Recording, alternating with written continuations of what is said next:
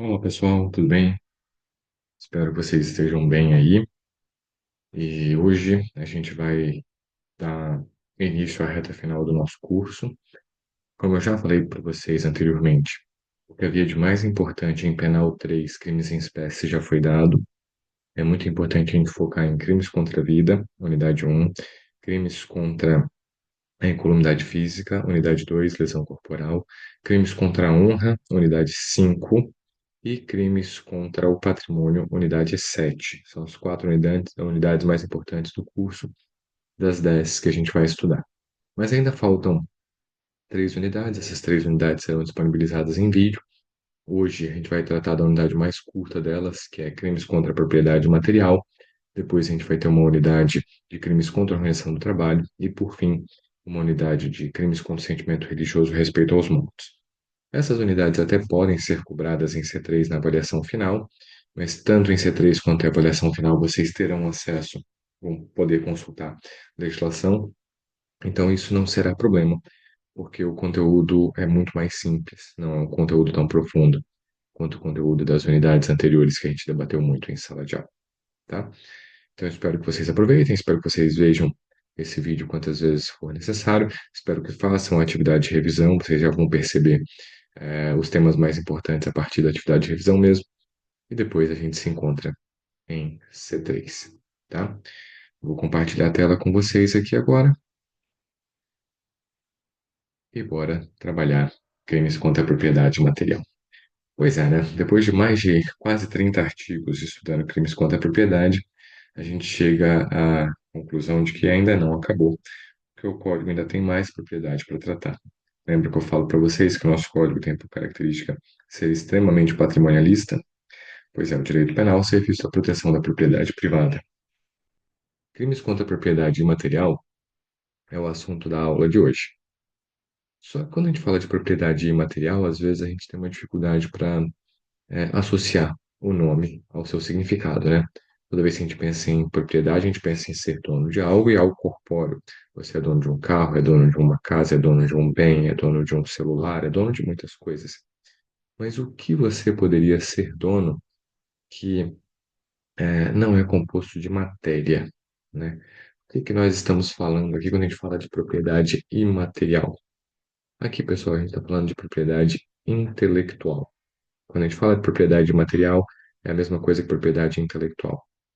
Tudo aquilo que você pode registrar como uma ideia sua, como uma propriedade sua, e que, portanto, não pode ser utilizada por aí sem que seja reconhecido o seu direito de titular, de proprietário, de criador dessa ideia, tá? Então, um livro, uma letra de música, uma composição musical, um desenho industrial, um modelo de alguma coisa, tudo aquilo que você pode criar e pode registrar é propriedade imaterial. E é disso que esse capítulo vai tratar. Para nossa sorte, esse capítulo tem apenas um artigo, dividido em uns 4 a 5 parágrafos, mas apenas um artigo, e é uma unidade muito simples, né? Vamos então começar aqui. O único delito que a gente vai ver é o delito de violação de direito autoral, previsto no artigo 184 do Código Penal, que prevê pena de 3 meses a 1 ano de detenção ou multa para a conduta de quem? Violar direitos do autor ou os que lhes são conexos. O que que é violar direitos do autor? Só um minutinho, pessoal, que eu ativei um áudio aqui sem intenção e eu não quero que isso atrapalhe a aula. Pronto. Desculpem. Tem um comando aqui sem querer. Bem, o que são direitos do autor? Né? Por que que o código fala em violar direitos do autor? O que que é essa conduta que é tão genérica, violar direitos do autor? O que que é violar? De que direitos o código está falando? Essa é uma norma penal em branco. E norma penal em branco precisa ser complementada, né? O direito do autor é um conjunto de prerrogativas conferidas por lei à pessoa física ou jurídica criadora de uma obra intelectual. No Brasil é possível que obras intelectuais sejam registradas em nome de pessoa jurídica. Aliás, isso é muito comum na situação dos engenheiros, por exemplo, que trabalham para uma empresa e que criam projetos. Eu tenho um colega, engenheiro, um brilhante engenheiro, hoje ele trabalha nos Estados Unidos, que estava me explicando que durante muito tempo, trabalhando numa empresa brasileira, ele tendo doutorado em física e engenharia, tudo que ele criava era registrado com propriedade intelectual da empresa e ele tinha direito a um percentual do rendimento daquela ideia. Tá de acordo com a lei brasileira, isso não é problema, né? Eu acho que no mundo também isso é muito comum, mas tanto pessoa física quanto pessoa jurídica podem ser titulares desses direitos do autor, dos direitos de criação de uma obra intelectual. A pergunta que fica é: que lei que trata desse tema? Que lei que trata desses direitos que o autor tem? No Brasil, nós temos duas legislações que tratam do tema de direitos autorais. A Lei 9.609 e a Lei 9.610, ambos de 1998, tá? A Lei 9.609, ela trata especificamente de dispositivos de informática, criação de aplicativos, software e hardware, em geral. Já a Lei 9.610 de 98 trata dos direitos autorais em geral. Então, uma obra literária, uma obra artística, uma obra musical, tudo isso entra aqui. Quando a gente fala de direito do autor, a gente está falando da liberalidade que o autor tem de gozar, usar, dispor e reaver a propriedade intelectual que ele tem. Então, a primeira coisa que a gente tem que lembrar é que um autor tem o direito de ser reconhecido como o autor da obra. E esse direito é um direito inalienável, tá? A gente não está falando necessariamente de um direito econômico, cuidado com isso, a gente ainda vai entrar nesse aspecto. Mas a gente está falando de um direito de ser reconhecido. É por isso, e a gente implica tanto com vocês quando vocês fazem os integradores, os PBLs da vida de vocês, que a gente quer saber a referência. Toda vez que você usa uma ideia ou um texto que não é seu e que você não referencia, você está cometendo esse crime do artigo 184. Quando a gente fala de plágio, é disso que a gente está falando.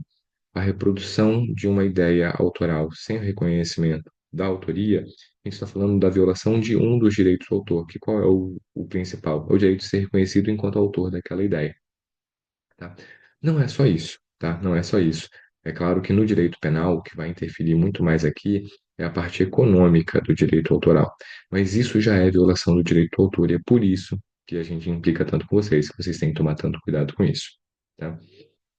Ah, bem, além de ser reconhecido como autor, o autor também tem o direito de autorizar a reprodução ou não de sua obra e de auferir ganho econômico com ela, que é o direito econômico da reprodução dessa obra específica. É por isso que toda vez que alguém faz uma versão de uma música, por exemplo, aquela versão passa a ser direito do artista que fez a versão, mas ele tem que reconhecer a obra original na qual ele se baseou, sob pena de ser acusado de plágio. Por isso que um autor pode decidir se a obra dele vai circular ou não. É, há uma história biográfica, eu não pude verificar a fonte, mas eu conversei com um amigo que é especialista, que a Elis Regina, em determinado momento da carreira dela, ficou tão insatisfeita, e olha o que eu vou dizer, insatisfeita com o sucesso que uma canção fez e com a forma como ela era venerada por esse sucesso, que ela decidiu retirar todos os exemplares dessa cópia, né, dessa obra artística de circulação. Então, é o direito dela enquanto autora de uma obra intelectual, né? E o autor também tem direito aos royalties, né, ao ganho econômico, à reprodução. É por isso que toda vez que a gente compra um produto pirata numa banca de CD, DVD, ou hoje em dia isso está caindo em desuso, né? Vocês são a geração do streaming, mas alguns de vocês ainda pegaram essa transição. A gente está violando o direito do autor porque a gente não está remunerando o autor por uma obra que ele certamente não autorizou a circulação, tá? Na era do streaming, isso também acontece, né? Quantos acessos clandestinos a obras que deveriam ter um acesso restrito ou um custo para o acesso dela?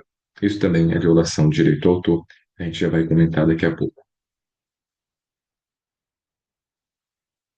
Mas vocês acabaram de entender, então, que esse crime do artigo 184 é um crime muito comum, que todos nós, em algum momento da vida, já cometeu, mas que ninguém foi preso, ninguém ficou de 3 meses a um ano de detenção preso.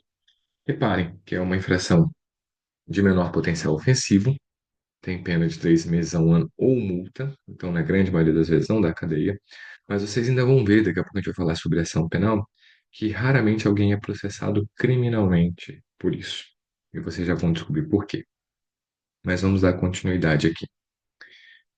A conduta principal, a conduta simples, a conduta de violação do direito autoral prevista no caput do artigo 184, não exige elemento subjetivo do tipo específico. Ou seja, você não tem que ter o dolo de ganhar dinheiro, você não tem que ter o dolo de menosprezar o autor, você não tem que ter o dolo de gostar ou não gostar dele, basta que você conscientemente viole um direito dele para que ocorra o delito.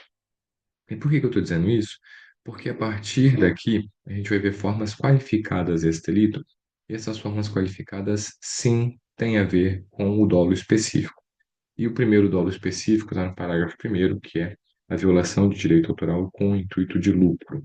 A pena passa a ser de 2 a 4 anos e multa, diz o Código Penal. Se a violação consistir em reprodução total ou parcial, com intuito de lucro direto ou indireto, por qualquer meio expresso, desculpa, por qualquer meio ou processo de obra intelectual, interpretação, execução ou fonograma, sem autorização expressa do autor, de artista ou de intérprete ou executante ou do produtor, conforme o caso, ou de quem os represente, a pena passa a ser de reclusão de 2 a 4 anos e multa. Então, o simples fato de você reproduzir uma obra, total ou parcialmente, sem ter intuito de lucro, é a violação do direito autoral do caput. Se você faz isso com o intuito de lucro, já passa a ser a forma qualificada com pena de 2 a 4 anos, tá? O artigo ele é extenso porque ele acaba exemplificando vários titulares dos direitos autorais que não são apenas o autor da obra. A gente está muito acostumado a lembrar que o autor originário da ideia que ele criou é autor, e está certo isso, mas esses direitos eles são transmissíveis. Tirando o direito de ser o autor, o pai da obra, todos os demais direitos são transmissíveis. Então, o intérprete pode ser titular de parte dos direitos autorais, o executante pode ser titular de parte dos direitos autorais, o produtor pode ser titular de parte dos direitos autorais, ou até mesmo um procurador, um representante, uma gravadora, por exemplo, pode contratar os direitos autorais de uma obra e determinar sobre a reprodução ou não. Isso é o que os estúdios de filme fazem, né? Durante muito tempo, a galera aí que é fã de quadrinhos sabe da briga que teve com a Sony, a da Sony e da Marvel, porque a Sony era titular dos direitos de reprodução do personagem Homem-Aranha. Então, o Homem-Aranha não podia entrar nos filmes da Marvel, até que isso foi negociado, até que o Tom Holland apareceu, né? Bem, o simples fato de fazer essa violação com o intuito de lucro já qualifica o crime, com pena de 2 a 4 anos. O parágrafo segundo vai prever para a gente uma conduta equiparada a esse crime qualificado. Então, veja bem, mesmo que você não tenha reproduzido a obra, você pode não ter sido a pessoa que copiou ou que reproduziu, mas na mesma pena do parágrafo primeiro, incorre quem? Com intuito de lucro direto ou indireto. Então, o intuito de lucro se mantém, distribui, vende, expõe à venda, aluga, introduz no país, adquire, oculta, tem em depósito original ou cópia de obra intelectual ou fonograma reproduzido com violação de direito do autor, do direito do artista, intérprete ou executante, ou do direito do produtor de fonograma, ou ainda aluga original ou cópia de obra intelectual ou fonograma sem expressa autorização dos titulares dos direitos de quem ou de quem os represente, desculpe. Então, veja bem, não basta apenas reproduzir. Você pode ser simplesmente o vendedor. Você pode ser simplesmente alguém que aluga. Para a galera que é da minha geração, era muito comum isso acontecer em praças, onde você tinha uma banquinha de CD, de jogos, de filmes, de músicas, tudo reproduzido sem, é, é, com violação de direito autoral, né? E às vezes o camelô não fazia ideia de quem tinha reproduzido, ele só estava ali revendendo. O parágrafo segundo é o que justificava a prisão dele, que a polícia fazia de vez em quando. A polícia de vez em quando comprava CD, DVD pirata com ele, e de vez em quando, quando havia alguma campanha de coerção, esse tipo de crime, passava dando uma geral e prendendo um monte de gente. Era por causa do parágrafo segundo que essa prisão era feita, porque nós estávamos diante da violação de direito do autor na modalidade venda, né? Na modalidade expor a venda, na modalidade alugar uma obra produzida com violação de direito autoral, tá? Agora, para vocês que são da galera mais moderna, o streaming também está aqui, ó. Olha o parágrafo terceiro. Se a violação consistir em oferecimento ao público mediante cabo, fibra ótica, satélite, ondas ou qualquer outro sistema que permita ao usuário realizar a seleção da obra ou produção para recebê-la em tempo e lugar previamente determinados por quem formula a demanda, com o intuito de lucro, direto ou indireto, sem autorização expressa, conforme o caso do autor, do artista, intérprete ou executante, ou do produtor da obra ou de quem os represente, também é crime, também com a mesma pena de 2 a 4 anos. Então, a galera aí que acessa clandestinamente jogos, né, final da Champions, torneios internacionais, torneios nacionais que têm transmissão exclusiva, está cometendo esse crime aqui. Na verdade, a galera que está fornecendo esse serviço está cometendo esse crime aqui. A galera que está acessando, que não tem intuito de lucro, está cometendo o crime do couch, né? Porque está acessando a conduta com violação de direito do autor. Tá? Ahn, Bem, os crimes são basicamente esses.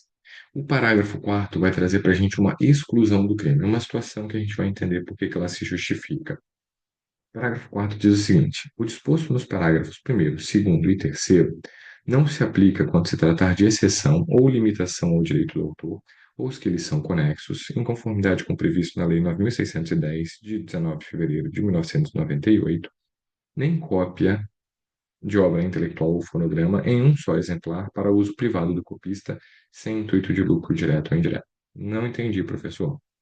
Vou dar um exemplo que fica muito fácil.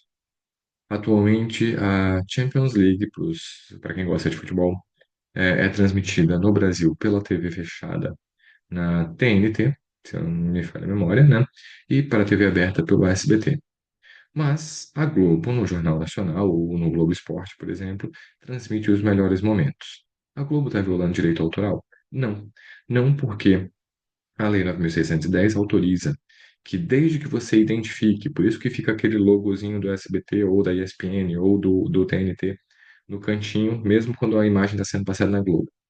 E a lei autoriza a exibição parcial de uma determinada quantidade de tempo dos melhores momentos, por exemplo, sem violação do direito ao autor.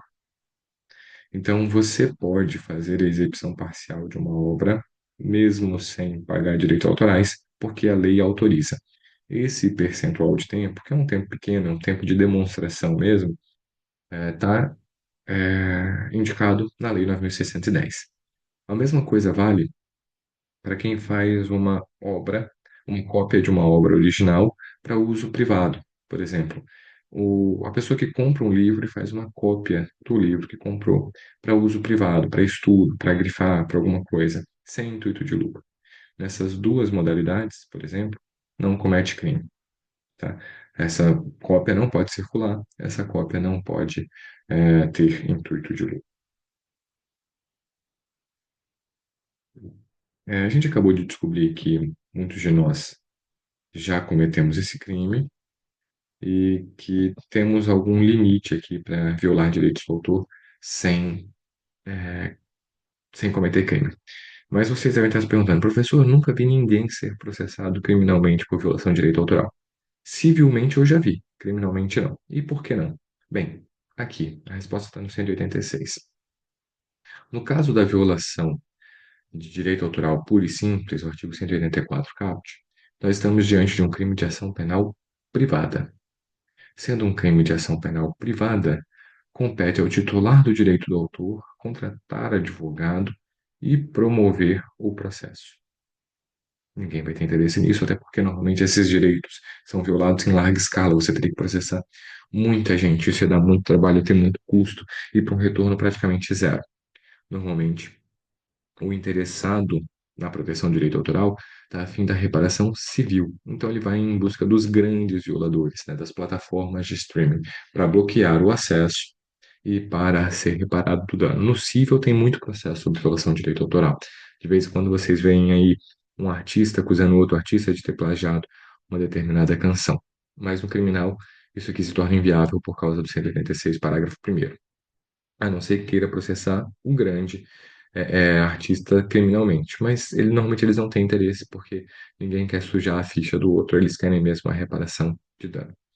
No caso dos parágrafos primeiro e segundo, a ação penal é pública incondicionada.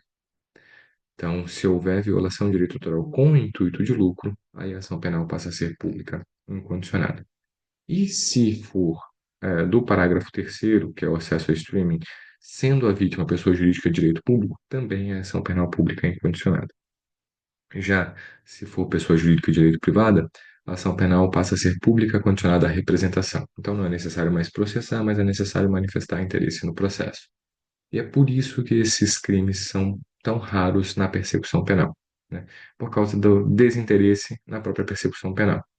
Normalmente isso aqui se resolve na esfera civil, com perdas e danos, com reparação de dano, a partir da estimativa do quanto de prejuízo que isso causou. Queridos, essa era a nossa unidade 8, unidade muito simples. A gente ainda vai ter mais duas unidades em vídeo que eu vou disponibilizar para vocês. Está aqui as referências da aula de hoje. Espero que vocês leiam, espero que vocês estudem e façam em breve a atividade de revisão também para a nossa C3. Um forte abraço para todos vocês e até a gente se encontrar de novo. Tchau, tchau.